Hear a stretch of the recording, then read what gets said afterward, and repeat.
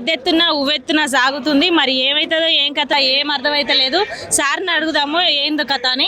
ఎట్లా ఉండబోతుంది ఇప్పుడు ఫీజు రియంబర్స్మెంట్, జాబ్ క్యాలెండర్స్ ఇవన్నీ ఇన్ని దినాలు లేదు. ఇప్పుడు మీరు ఈ ధర్నా వేయంగానే మరి చేస్తాడంటావా? ఇప్పుడు ఇస్తారంటే నమ్మకం అయితే ఎవరికి లేదమ్మా. మాకంటే ఎక్కువ మీకే తెలుసు.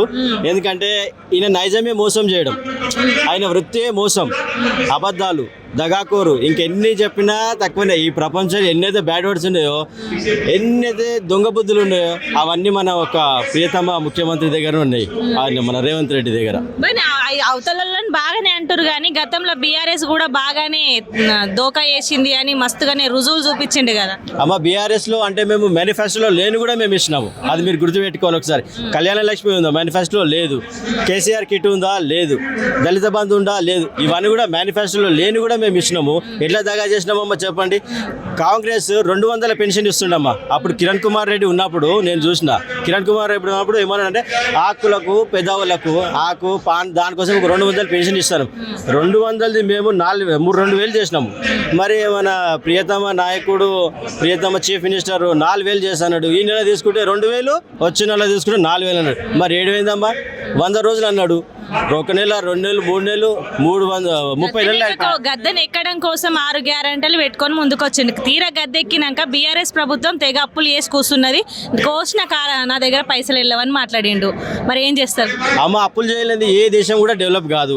అమెరికాకి అప్పులు లేవా? పాకిస్తాన్కి అప్పులు లేవా? మాకంటే అప్పులు ఉన్నాయి వాళ్ళకు, మాకంటే తక్కువ ఉన్నాయి వాళ్ళకు. మేము ఎంత డెవలప్ చేసినామమ్మా. ఎక్కడుండే తెలంగాణ, ఎక్కడికి వచ్చింది తెలంగాణ? అప్పుడు తెలంగాణ టాప్లో ఉండే, ఇప్పుడు 28వ స్థానానికి వచ్చింది. దీన్ని ఎవరు నిందించాలి? ఈ ఘనత అంతా మన ముఖ్యమంత్రి గారికి దక్కిందా లేదమ్మా? ఇక మీకు కూడా తెలుసు కదా ఎవరెంత చేస్తారో. అప్పుడు ఎట్లుండే తెలంగాణ. ఇప్పుడు రైతులు అయితే కన్నీరు పెట్టుకుంటున్నారు. వరి పొలాలన్నీ ఎండిపోతున్నాయి. ఆయన అంటాడు రక్తం చల్లి పండించని, ఈయన అంటాడు. ఇదా నాలెడ్జ్? ఇదా ఆయన ఒక తొండలు ఏడుస్తా అంటాడు, లాగులు ఏడుస్తా అంటాడు, పేగులు ఇక్కడ మెడల్ వేసుకుంటాడు. ఏం భాష? ఒక ముఖ్యమంత్రి మాట్లాడే భాషనేనమ్మా ఇది?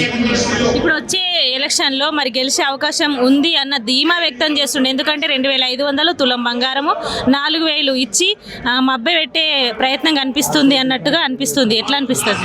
తల్లి ఒక మాట చెప్తున్నా, ఇప్పుడు మీరు కూడా ఒక లేడే, మీకు కూడా 2,000 పెన్షన్ ఇస్తున్నాడు మహాలక్ష్మి పథకం కింద. 30 నెలలు అయింది. ఫస్ట్ 75,000 ప్రతి మహిళ అకౌంట్లో ఏమనండి, అప్పుడు నమ్ముతాము.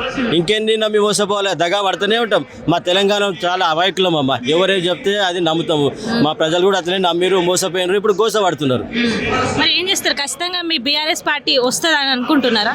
ఇక మేమేమనమమ్మా. ఆల్రెడీ ప్రజలు డిసైడ్ అయ్యి ఉన్నారు. ఇంకా మేము ఏమనము.